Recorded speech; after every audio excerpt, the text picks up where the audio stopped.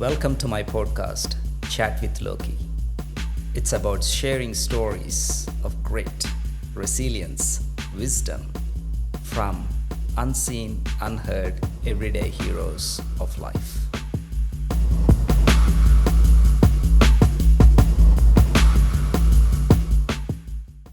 Well, I don't know. I can't answer that for sure. No. What I'm curious about this is simply 50, 60, 70 years ago, our grandfathers, the meaning of relationship was different then, and also the technology and the society was different. We're more dependent on each other. We had these roles, and now it's so fashion to say I'm independent. Is that what triggers as well, rather than going deep into that true self thing? Yeah, look, I think the main reason probably is that we have way more of an emphasis on our own well-being, our own happiness than in the past.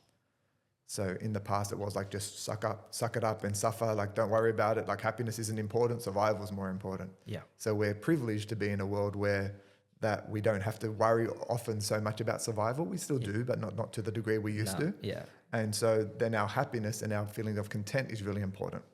But then we really want to look, are we just trying to feel happy from our conditioned state, or are we actually trying to feel more at peace and content from our aligned with our true self state? Right. And so that would be the difference between, am I breaking up just to be happy because I'm not getting my needs met, or am I my egoic needs met, or am I doing it because it just doesn't feel aligned and true to me anymore? And am I verbalizing that? Am I someone who speaks what I want, or am I just hoping you know? And that's really, our relationship with ourself is the most important one that I find, because the worst of our relationship with ourself is the more it's going to reflect in our external relationships. So it was more survival back in the day and more selflessness. And now there is more understanding of the self. And that's leading towards people saying, hey, it's not working because this is where I'm evolving. And it's usually useful though, and people don't often do this, some people do, but it's if I feel like I'm shifting and drifting, a lot of people just do it without speaking it. So they don't give the other person the ability to come on the journey possibly with them. Yeah. Some do, and the person still can't come on the journey. Yeah. But it is about being able to let others know where we are in our own journey, particularly in a relationship too. Yeah. And food.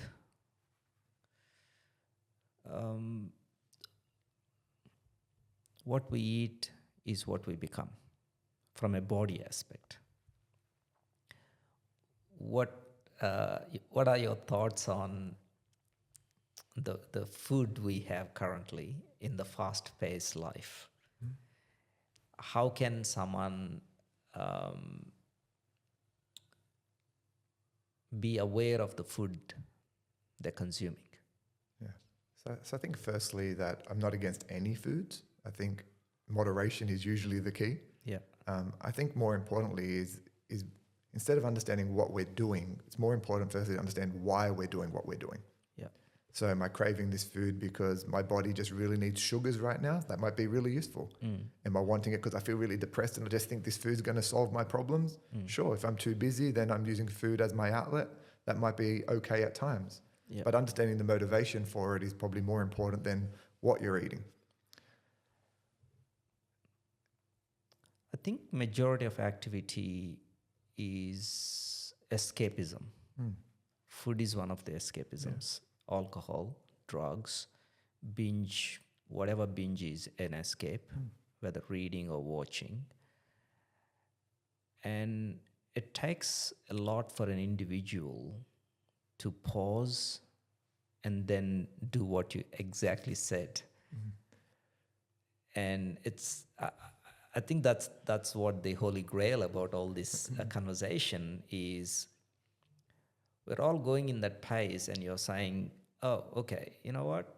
The change will happen only when you pause and understand, or, reflect why I'm doing this or what is happening to me, that kind of stuff.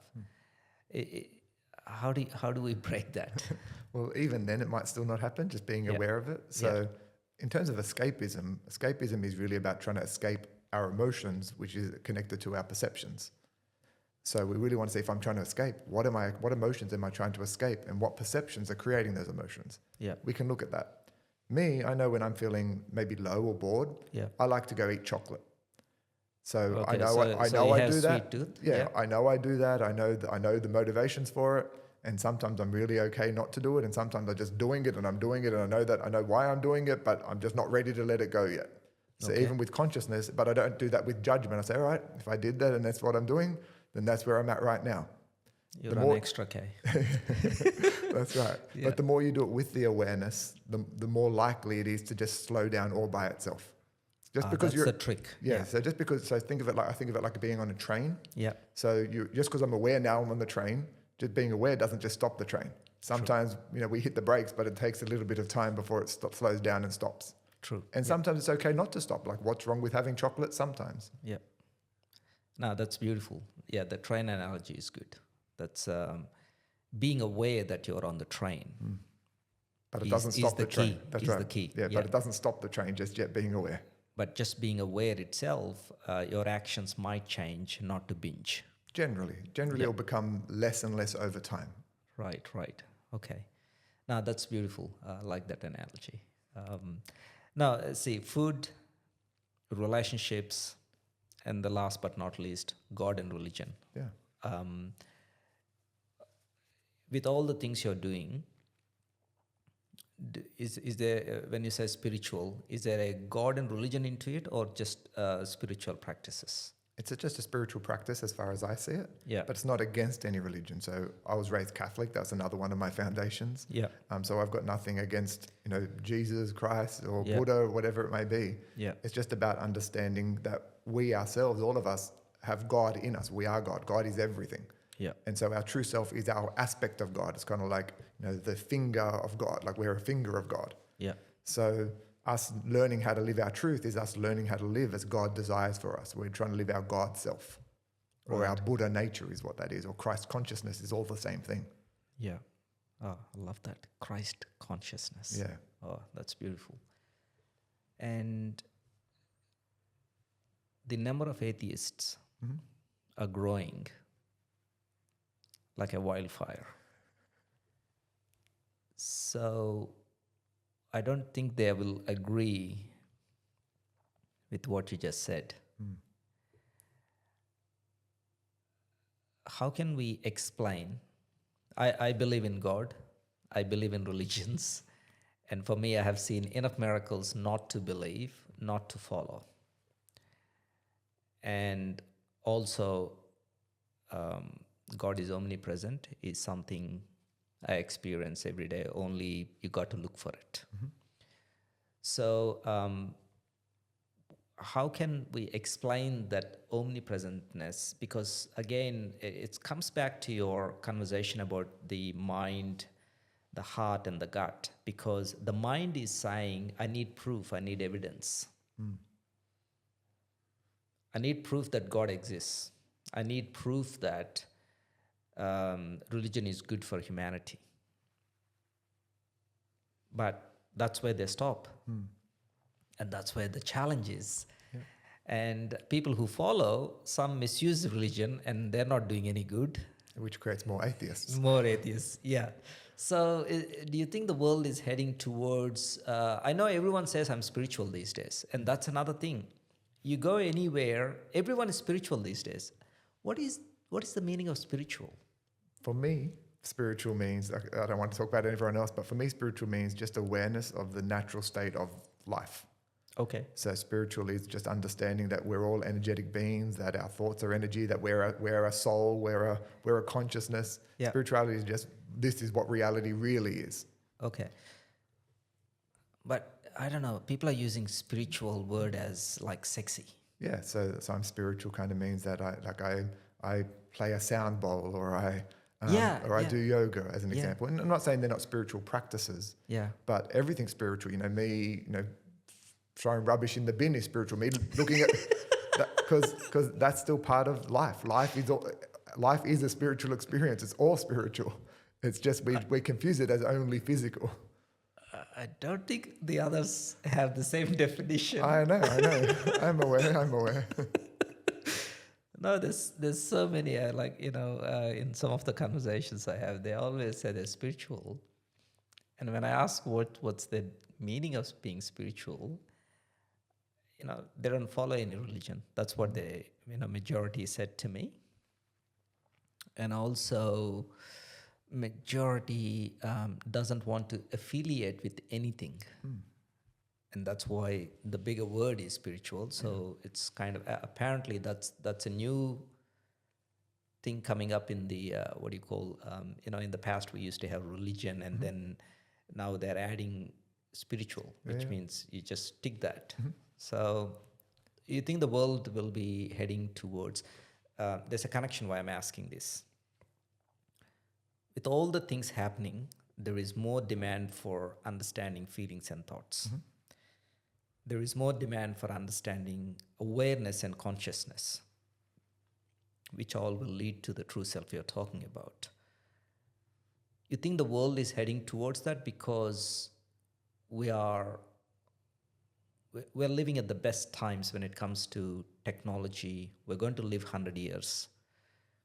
That's what they're saying with the health advancements, the technologies, and the comfort and all the things we have right now.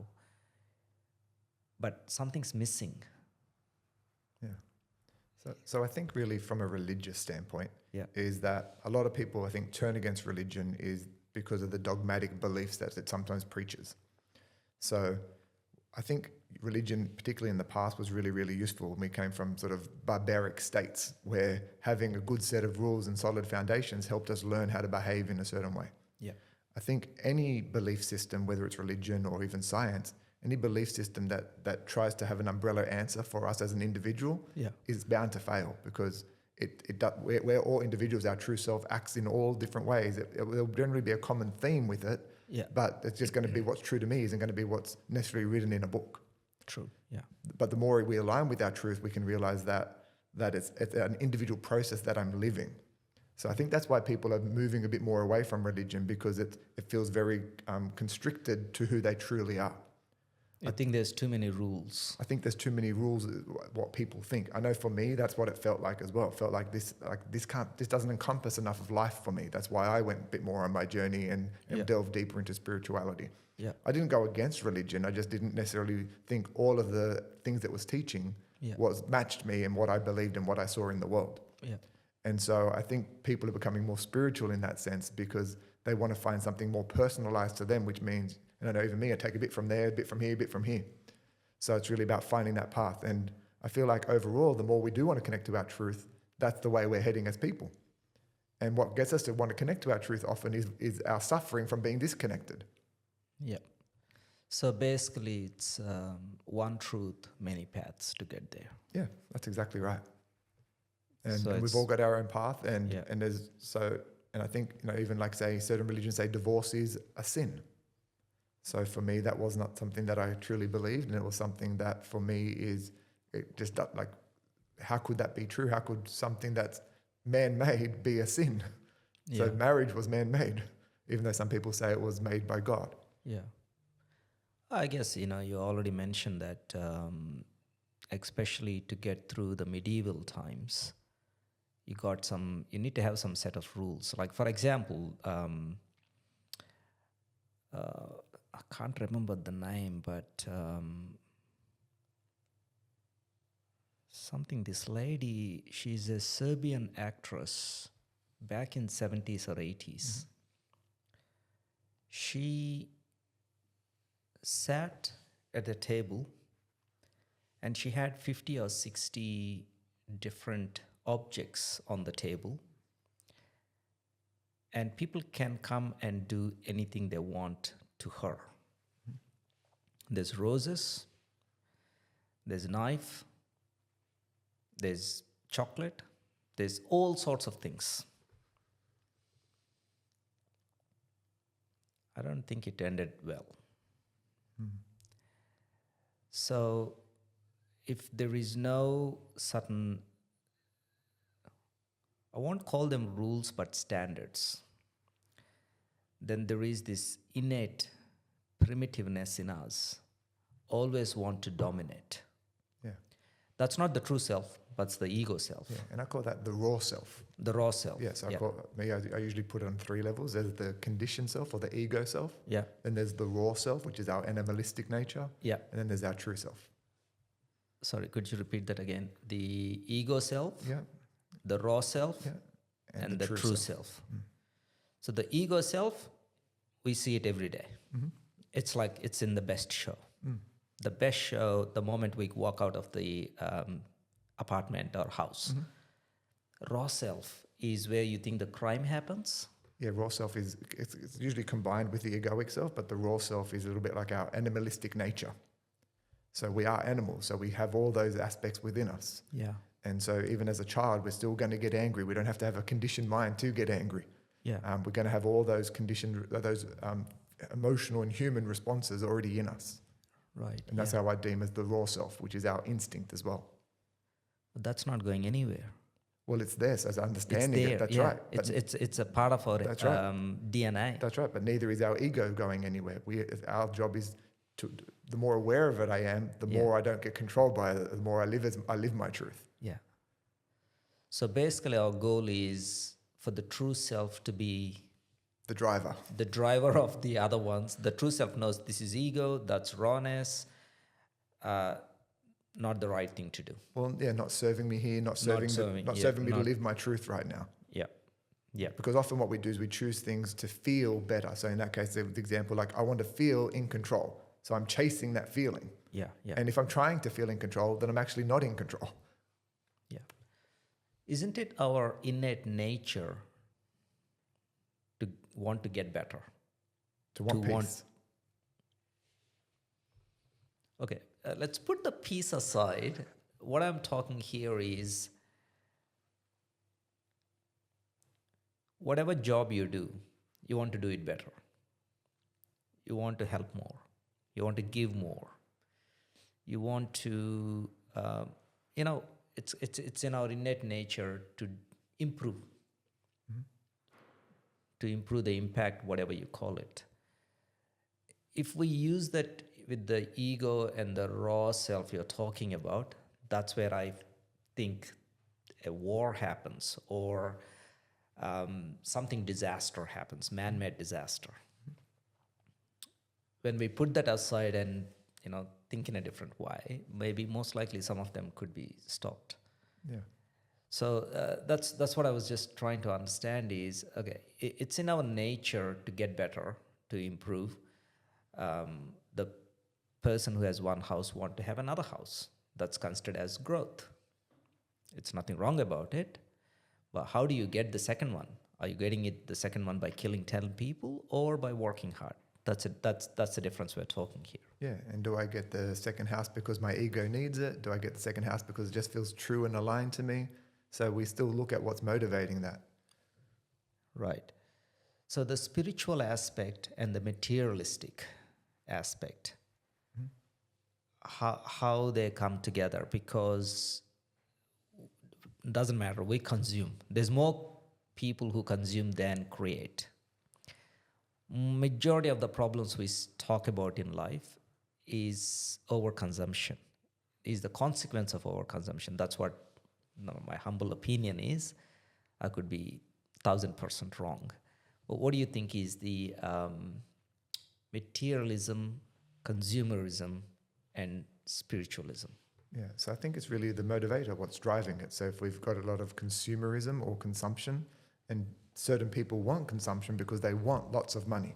Yeah. They want you to consume. They make things that don't last for a very long time because they want you to keep buying. They want to, so their main motivation is money. Yeah. A lot of times money is about the feeling of power, but also a lot of fear under that. So Losing something. Yeah, so the motivation of what they're creating is driven by their own fear and their own insecurities and their own ego. So for me, I can still say that, yes, I'd like to make money. I'd like to be comfortable, but I still try to do that as much as I can from a true self state. It doesn't mean that I do everything for free. I do volunteer my time. I do that at times as well. I do speak to people and give advice. So it's not just one or the other. So you can have an abundance in your life and still be spiritual. So it's more like a moderation approach? It's more about or what's motivating it. What's what's motivating your motivating? actions? Are you motivating it just to feel powerful, to feel the security? For me, generally, I try to start with a place of peace. So if Okay. I can be at peace right now, whatever my choice will be isn't about necessarily chasing something. It's just going to be more aligned with the direction that I go. But if I feel like I'm really, really poor and I really need money and I don't have enough, then automatically any decision I make is going to be an emotional, egoic one because I feel not enough already. I'm trying to feel better than what I already feel. Right, right. So it's a subtle difference. And the more aware of it you are, it's not very subtle at all. It's very, It's huge, but yeah, at the same time, I think it's just the shift of mindset. yeah. And we're so used to feeling a sense of suffering. We're so used to feeling we can only have peace if I have what I'm after. Yeah, But when we can find a bit more peace without it, then we get more clarity with the steps that we take moving forward. right. So the consumption has to come from what motivates. That's right. That's what I'm hearing. Yeah. Wow. Okay, so we really explored about psychology and energy healing and your spiritual journey, awakening towards the true self, and a little bit about your family, the Italian background. Explore a little bit about food, religion, relationships. The final destination. Let's talk about the final destination. Death. Yeah. What's your meaning of death? Death. So for me, firstly, the final destination is always about just being at peace right now. That's the first step for me. Okay. So, because our life is only ever happening now. It's not in the future. It's always right now. Yeah. So for me, when I'm okay with that, then the thought of death, because at the moment death is just a thought. It's one thought that will be a reality, but at the moment it is just a thought. So for me, the part that dies is our physical body, Yeah. but our soul doesn't die. Our soul is endless, it's timeless, it's ageless. So our soul continues on and on and on. So for me, death is a physical death, but not a spiritual, energetic death. Okay. I understand that. I'm pretty sure 99.9% of the population don't understand that. Yeah. Majority are scared of death. Majority are avoiding death. Majority want to live longer, to delay death. But being born and dying are two things not in our control. So I understand your definition. What I want to know is what's the a simple way of explaining how to accept death. So the first part really is that understanding that if you're not literally dying at that moment, all you have at the moment is a fear of the thought of death. So the more we can face the thought of dying Yeah. and be okay with the emotions that come, then that is about being more accepting of what dying may be. Yeah. Because we can only have a thought of dying right now unless we're actually dying. Yeah. So most of us are not scared of death, we're scared of the thought of death. Right. Okay. And when we're more okay with the thought of death, then we actually already calm down about actual death. Yeah. And that's why people who are usually faced with dying or have terminal illnesses, usually they're forced to face that thought of death. And a lot of times they actually come to a more place of surrender before anyone around them. Right. They yeah. let go already. They let go instantaneously. Letting go of the thought of the fear of death and being okay with the thought doesn't mean you have to go die. Yeah. It just means you're going to live more peacefully. Yep.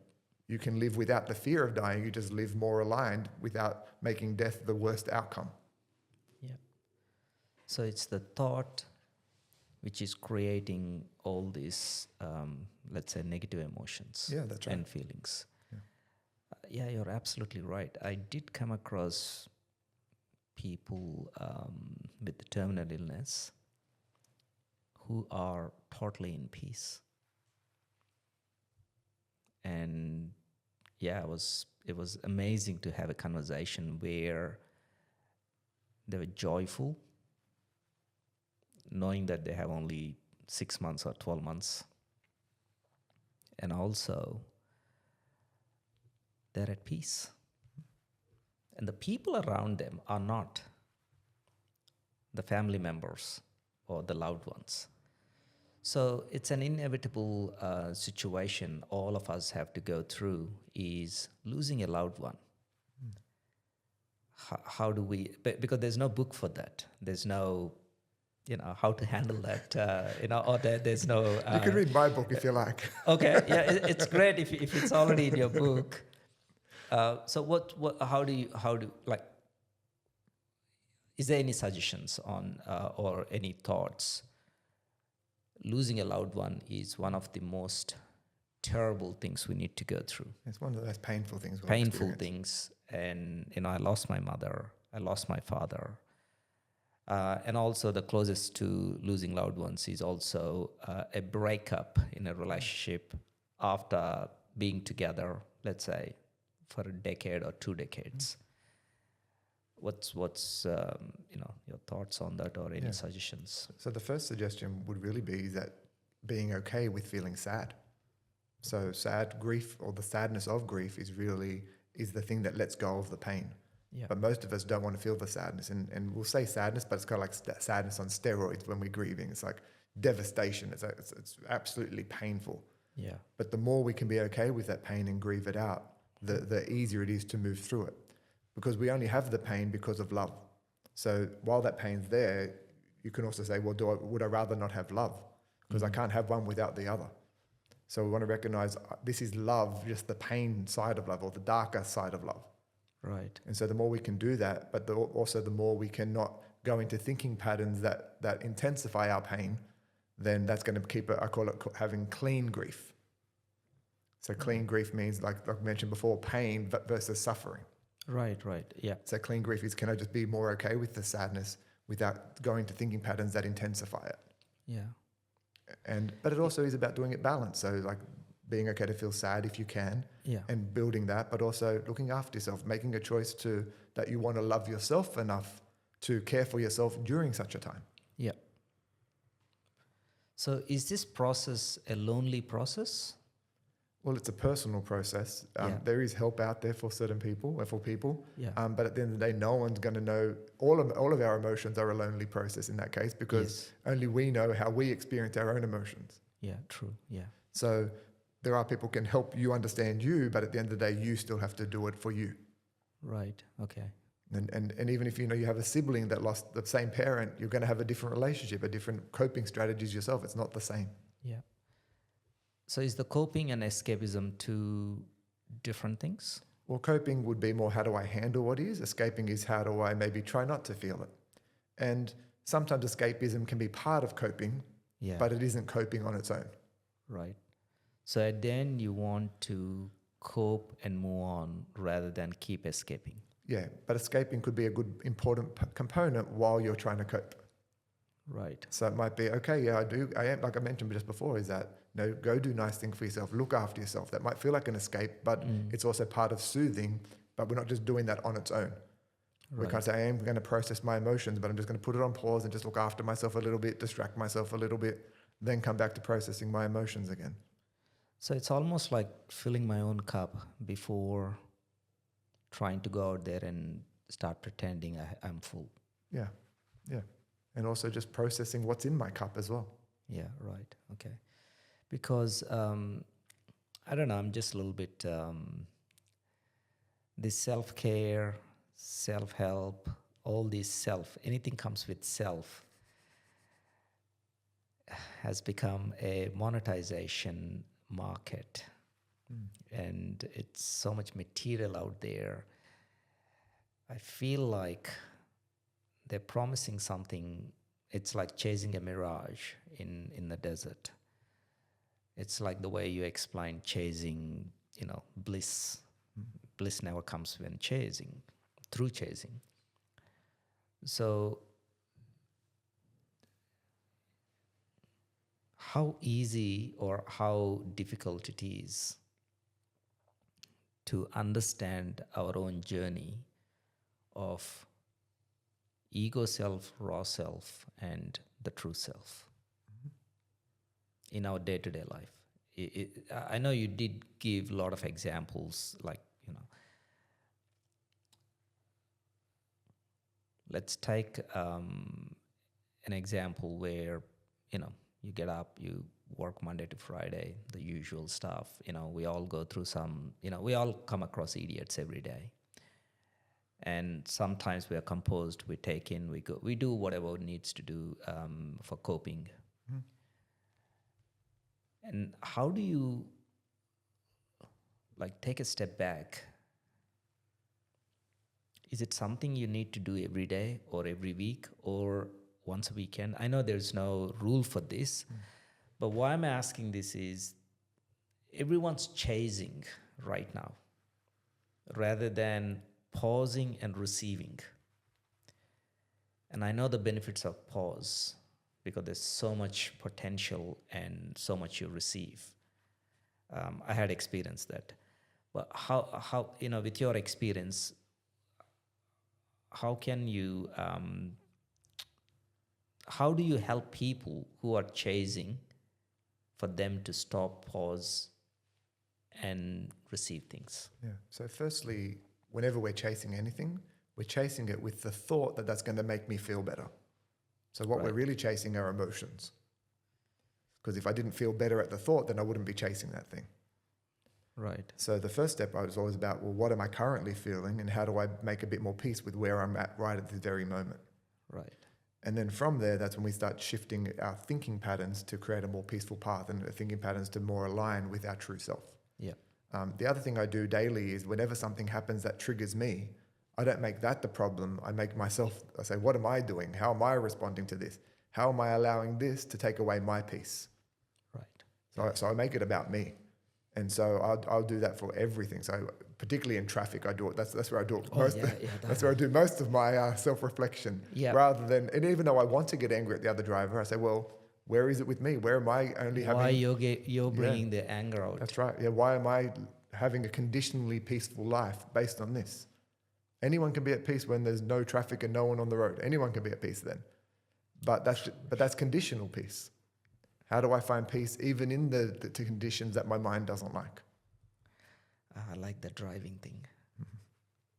So guys, driving is a place of self-reflection. Yes, and focusing on the road.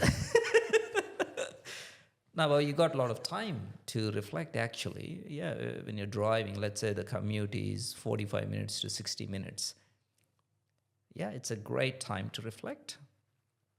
Yes, there'll be people rushing. There'll be people, doing silly things. Yeah, and not rushing as much as you want them to. Yeah, true. Driving is a self-reflection opportunity. Yeah, and really the thing for me is the driving, but it's also emotional triggers is the opportunity to then reflect. Yeah. So when we're triggered is really where I practice it. Driving is just one of those. Yeah. So in other words, it doesn't matter what happens in your life. You're always reflecting how you are responding to it. Yeah, but also how am I feeling first? Because the response is, yes, it is a response, but response is more a behavior I look at. Yeah. But what I look at first is what is my inner response? How am I feeling? What am I thinking? Okay, so you hate someone. Rather than focus on the other person, you say, why? Or why the hate? Yeah, so I feel the hate first. That's a good alarm. Yeah. Then my mind is saying, oh, they're too judgmental, as an example. Yeah. And so then what I'm learning is that my mind hates judgment. Yeah. But isn't that a judgment? Aren't I being judgmental then? Yeah. So where's the right level of judgmental and where's the wrong level? Okay. So in that level, I don't have to necessarily love their level, but I say, well, why is my mind so judgy about their judgment? Yeah. Doesn't matter if the other person did anything stupid. It could matter, but firstly, I always make it about me first. Yeah. And when I'm aware enough, sometimes I'll just tell them off and then go back and reflect about what I did. So I'm not perfect here either. Yes. Yeah. But I do try to make it about me first. Now that's good. So it's a simple exercise. Anything pisses you off. Or upsets me or whatever it may be. It doesn't have to just be angry. No, I love this. Okay, because what I'm trying to do, get here is there's so many frustrations out there. there's so much chasing, there's so many distractions, and all it takes is few seconds of pause and make it the problem go away. Make the problem to go away. But this is a beautiful example of when people piss you off, when people really frustrate you. A lot of times these things come from the closed ones, the loved ones, not the stranger. Yeah. And taking a moment and why it's pissing me off, why, and then whatever needs to be done, that will be done. At least you're going to communicate in a different tone. You're going to whatever steps you're going to take, I think, is going to be progressive rather than destructive. Yeah, generally. And again, you just mentioned like the people that generally trigger us the most are the closest to us. Yeah. So we can't get rid of them. Yeah. So but that's a good thing because that's our opportunity. Like, as much as we want to get rid of them, but that can really be our opportunity. That I think it was a teacher that said it, but also like I have a belief in it myself that when we can manage the triggers from our family, then we're really awakened and enlightened. Then we're really getting on that path because it's easy to do it with strangers, but with the people closest to us, they're like they hit our deepest buttons. True. Yeah. How do you? It's I don't know. I'm asking a lot of personal things. What I'm going through in my own life. Family is really challenging, especially when you don't see on a regular basis. And then you see once a while, and then all these judgments really come up. Haven't done this for me, Always in a family, one really succeeds. Another one is just pretty average in life. Another one maybe off the track. And then when you come together, there's a comparison, there's a judgment, and all these things happen. Yeah. Same concept in those situations? Well, you want to see how does that make you feel? Does it make you feel like you're not enough? Does it make you feel like you're inadequate? Does it make you feel unfair? Usually if we're angry, anger is usually hiding a more vulnerable feeling. Right. And so say, just use the one, you feel like you're not enough. So that, that's feeling there, we're not denying that. But then you want to learn what criteria did I learn I have to be? Yeah. And what criteria did my family learn? Because I probably learned most of my criteria from them. Yeah. And so just because they believe that, does that necessarily make it true? Is that how our true self sees the world? Is that how our true self sees me? Yeah. Does my true self see me having to be that to be good enough or to be worthy? Right. And then we can also see, like, so say the family, they might be too loud. Yeah. So I might say, well, where's my version of being too loud? Where's my version of being too selfish? Right. So I don't separate myself from them. I say, where am I actually like them? Right. Rather than I'm different, I'm better, and they're them. Yeah. Is this all to do with childhood? All the emotions we have to process? Because everything I'm hearing from you is understand feelings, understand emotion. Mm-hmm. The moment you do that, the way you're going to respond is going to change. Generally. And they're more how I look at it as our entry points. Entry points. It's kind of like someone's ringing the doorbell or an alarm. All right, Yeah. great. That's the alarm. Yeah. So all these emotions and feelings we're expressing or hiding or manipulating, whatever you call it, is that the reflection of our childhood? A lot of it is, yes. But with also our own innate personality and our own raw self. Right. So our raw self also includes our own temperament as a person. Right. So while there is the childhood part of it, there's also our innate biology part of it, and also how our spirit flows through us. Because while we're all spirit, it all flows through us in all different ways as well. Right. Okay. I was just laughing in my head the way you said spirit. I don't think 90% of people would understand that. The way our true self flows through us. I know. It's you said it so casually and as if it's like, that's a chocolate. Just go and get it. Yeah, and for me, like, because I'm so aware of it, it's very, I'm emphatic with it because I know its existence. I know it from my own experience, and I see it in me, but I can see it in everyone. So in animals, it's there. Yeah. It's just I didn't know where it was, and then I just discovered where it was. So that's why you're in peace, because there's no death for you. Generally, Yeah. yeah. Like But the there were, energy is leaving the body. But, yeah. But even then, I can say I'm in peace. I'm in peace at the thought of death.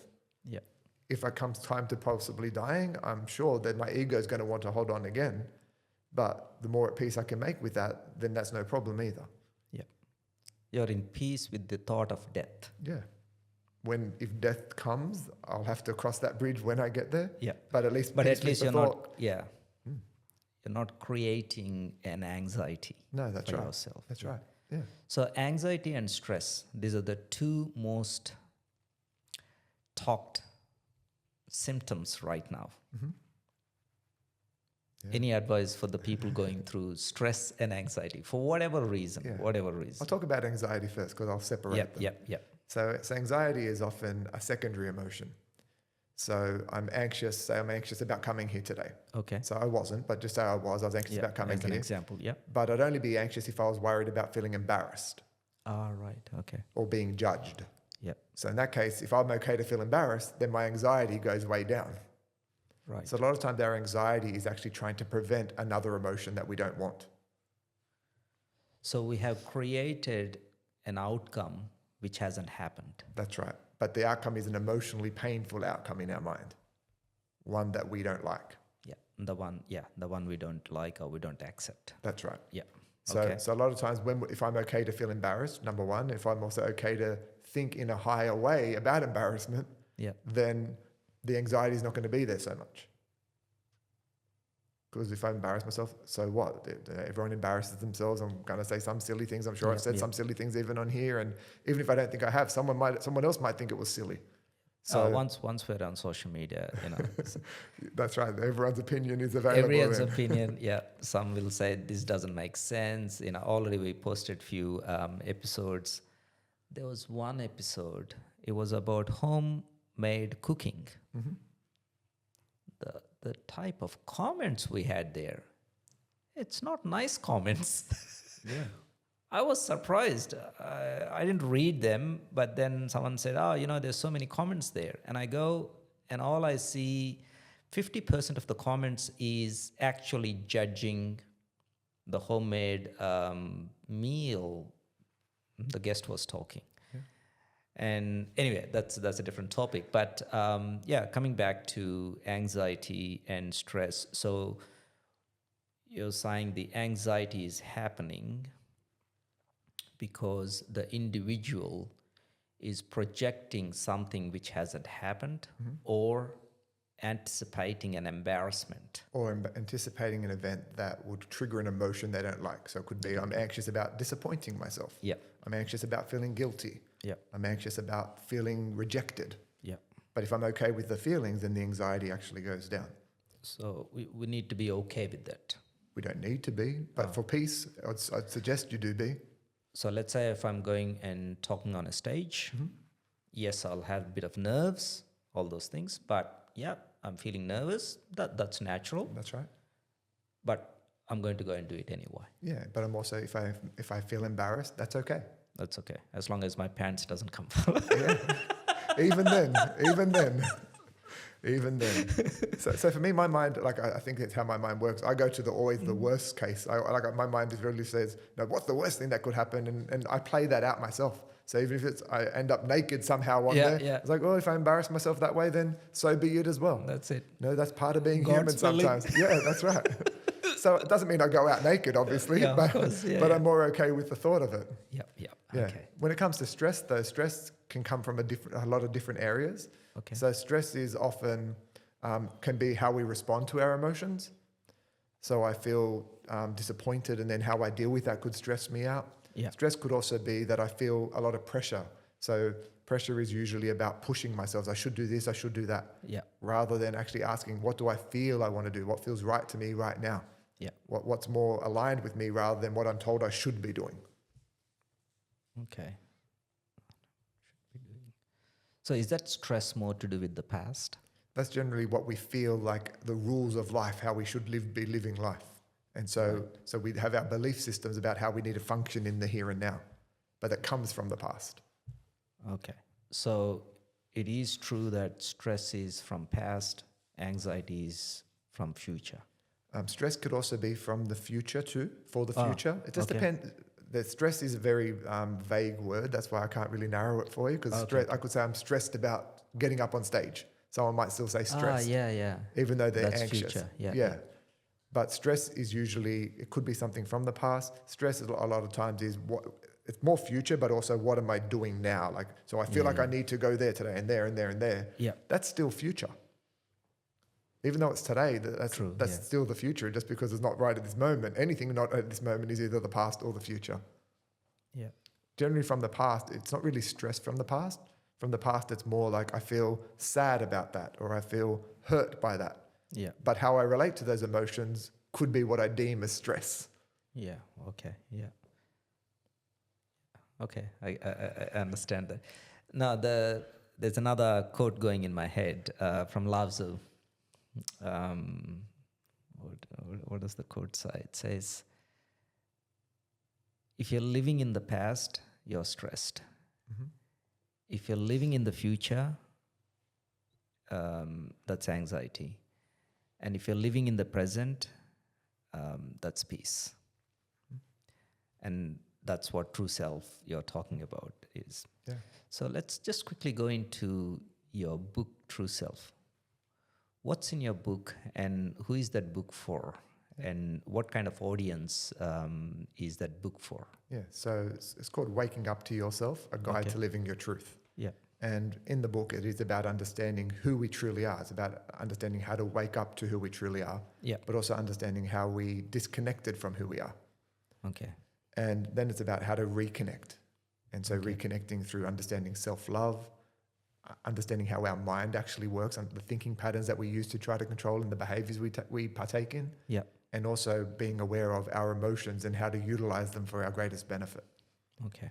And so the more we do that, the more we then align with our truth over time generally. Okay. This book's really for anyone who wants to understand their thoughts, understand their emotions. You don't have to be on a spiritual journey to follow it, Yeah. but it is about just connecting to who you really are. So is it available on Amazon? It's the available on, usuals? it's on all the usuals. It's available on audiobook as well. Oh, audiobook as well. Yeah. Oh, okay. I think I heard that's the more fashionable these days. Yeah. And it is my voice. So if you liked what I'm saying now, then Yeah. Oh, you have a good voice.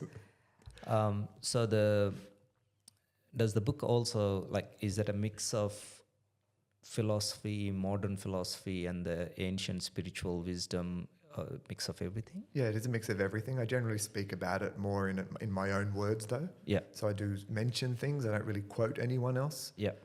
But a lot of it is about living the truth, understanding who we truly are, Yeah. and how that functions, Right. Okay. Okay. and how to find our version of that.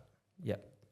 So sometimes I ask this, I don't know, for some reason I feel like I should ask you this. You know the wishes we get from angels or the genie. So let's say a genie comes up and gives you 3 wishes. And by 6 p.m. today, those wishes will come true. What would be your 3 wishes? My 3 wishes. Well, I used to always wish for enlightenment. That's what I used to wish for. Okay. But the more you wish for that, the more you keep that away. Yeah.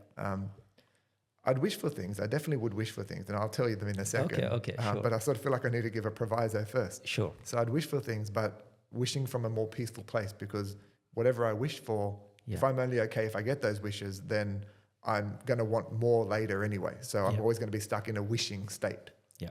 So, I'd wish for, more financial security. Yeah. I'd probably wish for, more people to wake up to who they truly are. That would definitely be a wish. Yeah. The third wish, I'm not quite sure right at this moment. I haven't really stopped to contemplate wishes for a long time.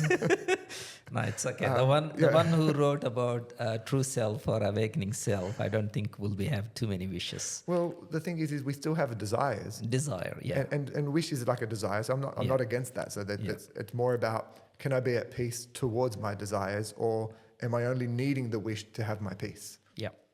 Yeah. And so for me, I think that's why I'm a little bit disconnected from my wishes at the moment. No, Like I do know yeah. I have certain desires, Yeah.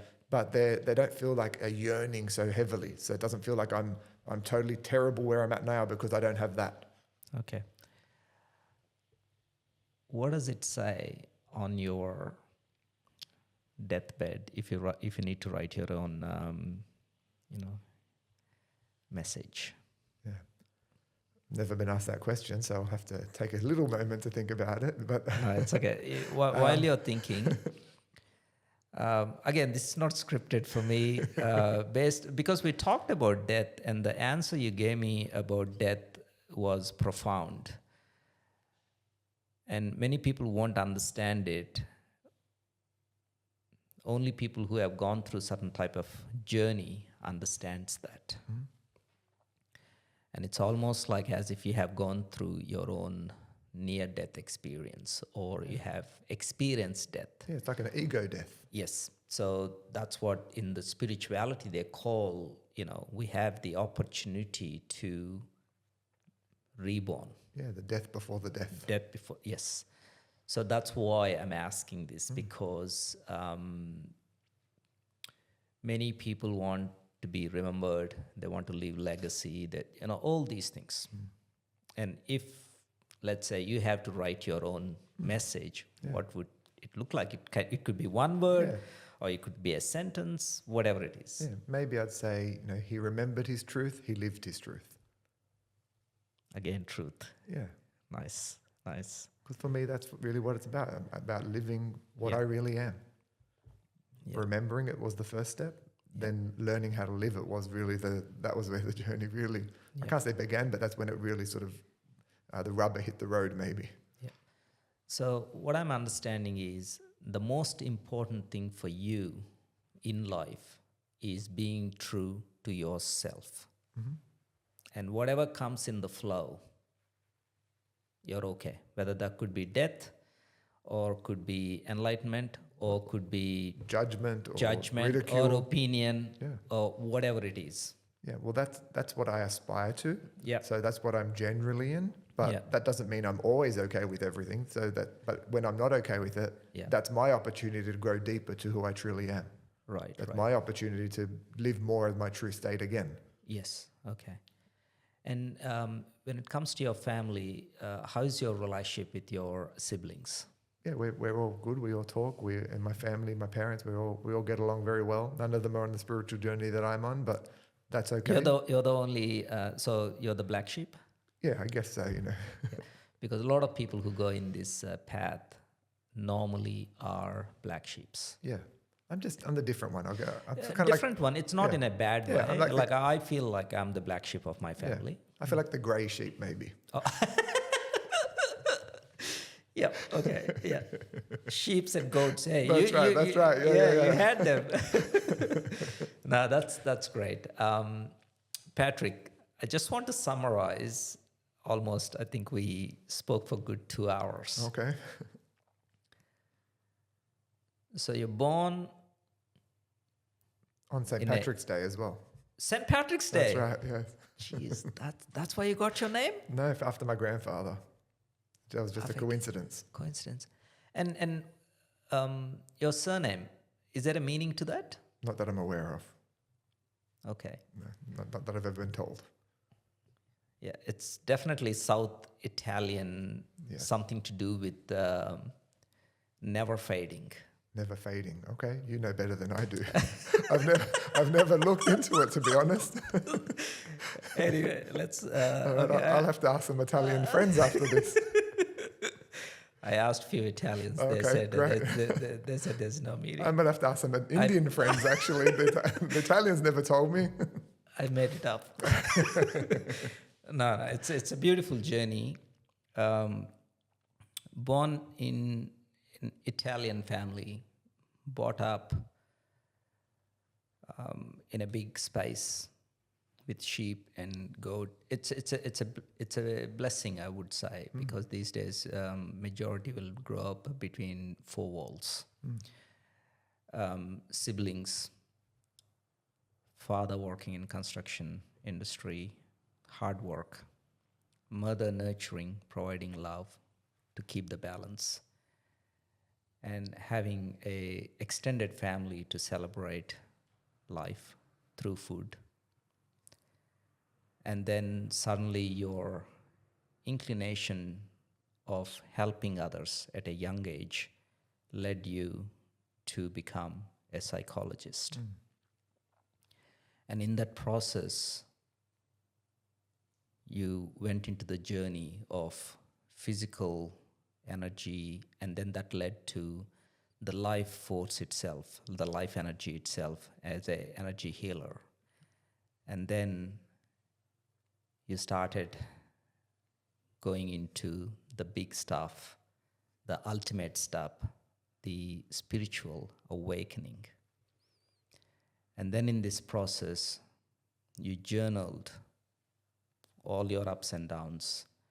And that's where your book came out as a product, which is helping people who are trying to connect with themselves or disconnect and connect. Death before the death. And here you are today as our everyday hero because of the path you have chosen. And it's not just your chosen path, it's a divine path for us. Because some of the things you shared today, it would have taken a lot of soul search. It would have taken a lot of lonely paths. It would have taken a lot of questioning, a lot of suffering, a lot of all the things people go through to find answers. Yep. And that's really why I wrote my book, because I took that long path. I took the suffering path. I didn't mean to take it, but that's what I took. And I just thought, well, if I can help someone in a way to find the shortcut and make their path more peaceful and more easy, then that's actually why I wrote it. Yeah, that's beautiful. And we wish you all the best. And I wish you more people coming to you, the ones who are seeking to find themselves, and also the people who are looking to understand their feelings and emotions, because that's who we are majority of the time. And once again, thank you for chatting today with me, and more success, more wishful things, not desiring, but more things to flow into your life. Great. So that you can make that beautiful impact what many wouldn't do. Yeah, well, thank you so much. Thank you for your lovely, kind words, and it's been wonderful speaking to you, and I've really enjoyed it, and I wish you all the best as well, because you're on your own journey and you're on your own path, and it sounds like to me that you're doing a great job on that too. So it's wonderful to see, and for me, I really get excited when I see people on their path. That's something I don't mean to. It just excites me. So I'm really happy to see that and have that experience with you too. Thank you, Loki. No worries. Thanks, Patrick. Thank you. Cheers. Thank you for listening, Chat with Loki. Follow and subscribe for more wisdom from everyday heroes.